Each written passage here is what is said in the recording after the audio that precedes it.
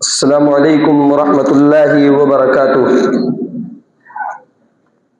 الحمد للہ رب العالمین والصلاة والسلام علی سید الانبیاء والمرسلین نبینا محمد وعلی آلہ واصحابہ اجمعین، اما بعد، اعوذ باللہ من الشیطان الرجیم، بسم اللہ الرحمن الرحیم۔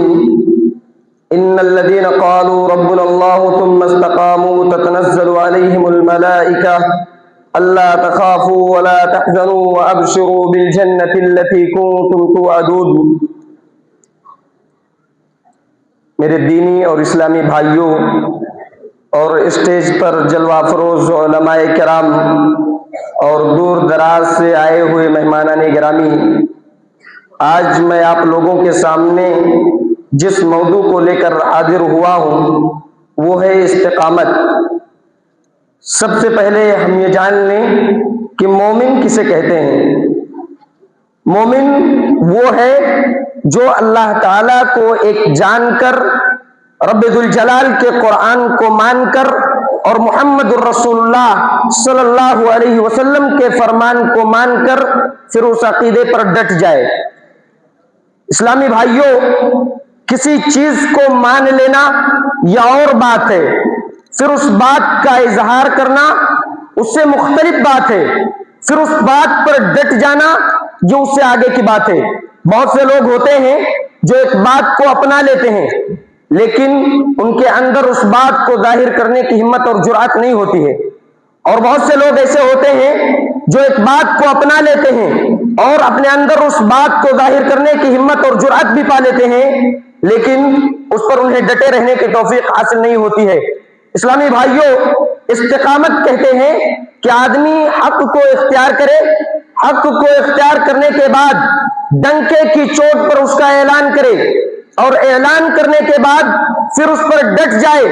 رب ذوالجلال نے ایسے شخص کو جنت کی بشارت سناتے ہوئے کہا ہے کہ ان الذین قالوا ربنا اللہ ثم استقاموا، بے شک جن لوگوں نے کہا کہ میرا رب اللہ ہے، میرا رب اللہ ہے، پھر اس پر ڈٹ گئے، تتنزل علیہم الملائکہ، اللہ کے فرشتے آسمان سے جنت کی بشارتیں لے کر کے نازل ہوتے ہیں اور کہتے ہیں اللہ تخافوا ولا تحزنوا وابشروا بالجنة التي كنتم توعدون، کہ تم کچھ بھی اندیشہ اور غم نہ کرو بلکہ اس جنت کی بشارت سن لو جس کا تم وعدہ کیے گئے ہو۔ اسلامی بھائیوں، یہ خوشخبریاں عام لوگوں کو نہیں ملتی ہیں، یہ خوشخبریاں ملتی ہے تو ایمان کے بعد استقامت اختیار کرنے والے لوگوں کو ملتی ہیں۔ اور یہ بھی یاد رکھو میرے بھائیوں کہ اللہ تعالیٰ تمہیں پریشانیوں میں ڈالے گا، آزمائشوں میں مبتلا کرے گا، جیسا کہ قرآن کہتا ہے وَلَنَبْلُوَنَّكُمْ بِشَيْءٍ مِّنَ الْخَوْفِ وَالْجُوعِ وَنَقْصٍ مِّنَ الْأَمْوَالِ وَالْأَنفُسِ وَالثَّمَرَاتِ، کہ ہم تم کو ضرور بھی ضرور آزمائیں گے، خوف کے ذریعہ، بھوک کے ذریعہ، جان و مال اور پھلوں میں کمی کے ذریعہ۔ لیکن آج ہمارا حال یہ ہے کہ ذرا سی آزمائش آئی ہمارے پیروں میں لغزش آ گئے، رزق کی مار ہم برداشت نہیں کرتے، وقت کی مار ہم برداشت نہیں کرتے، کاروبار کی مار ہم برداشت نہیں کرتے۔ کیا یہی استقامت ہے؟ نہیں میرے بھائیوں، یہ استقامت نہیں ہے۔ استقامت کا معنی سمجھنا ہے تو حضرت سمیہ رضی اللہ عنہا کا واقعہ سنو۔ حضرت سمیہ رضی اللہ عنہا کو ننگا کر کے تپتی ہوئی ریت پر لٹا دیا گیا اور کہا گیا سمیہ محمد کے دین کو چھوڑ دو، ہم تمہیں یہ اذیتیں، یہ تکلیفیں دینا چھوڑ دیں گے۔ حضرت سمیہ رضی اللہ عنہا نے کہا کہ اگر آج کی یہ ریت کا عذاب جہنم کے عذاب سے بچا لے تو سودا مہنگا نہیں ہے، کس بات سے پلٹ آئے؟ انکار کرنے پر انہیں 2 اونٹوں کے ساتھ باندھ دیا گیا، ایک ٹانگ ایک اونٹ کے ساتھ، دوسری ٹانگ دوسرے اونٹ کے ساتھ، ایک اونٹ کا رخ مشرق کی جانب کر دیا گیا، دوسرے اونٹ کا رخ مغرب کی جانب کر دیا گیا۔ ابو جہل نے ظالی ہوئے کہا سمیہ جانتی ہو تمہارا انجام کیا ہونے والا ہے؟ حضرت سمیہ رضی اللہ عنہا نے کہا ابو جہل میرا انجام کو کیا پوچھتے ہو، اپنے انجام کی فکر کرو، اس کے بدلے میں قیامت کے دن تمہارا انجام کیا ہونے والا ہے۔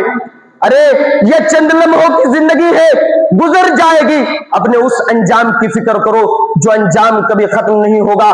चुनांचा अबू जहल ने नेजा मार दिया, चीख निकली, अल्लाह को अपने दीन पर साबित कदम रखना, अल्लाह आखिरी वक्त मुंह से कोई शिकवा की बात न निकल जाए। फिर नेजा मारा, जिस्म कट गया, दोनों ऊंट खींचते हुए चले गए, लाश के दो टुकड़े हो गए। और देखने वालों ने देखा कि उस वक्त भी हजरत सुमैया रज़ी अल्लाह अन्हा के चेहरे पर मुस्कुराहट थी।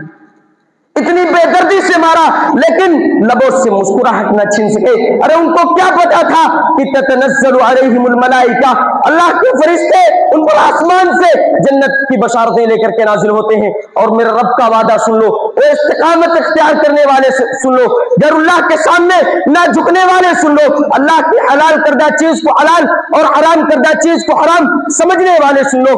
तकलीफें तो आती हैं, परेशानियां तो आती हैं, लेकिन इन तकलीफों के बाद, इन परेशानियों के बाद जो आराम मिलने वाला है, जो राहत मिलने वाली है, इसका कोई बदल हो ही नहीं सकता है।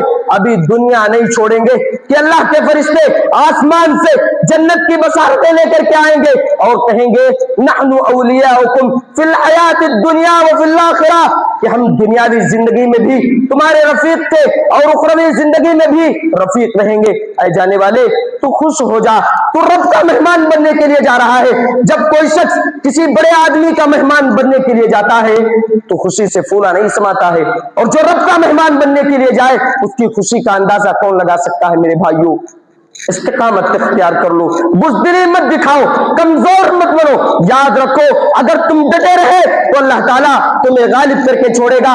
जैसा कि कुरान कहता है, वला तहिनु वला तहज़नु व अंतुमुल अ'लौना इन कुंतुम मुमिनीन, कि तुम ना सुस्ती करो और ना गमगीन हो, बल्कि तुम ही बुलंद रहोगे अगर तुम ईमानदार हो।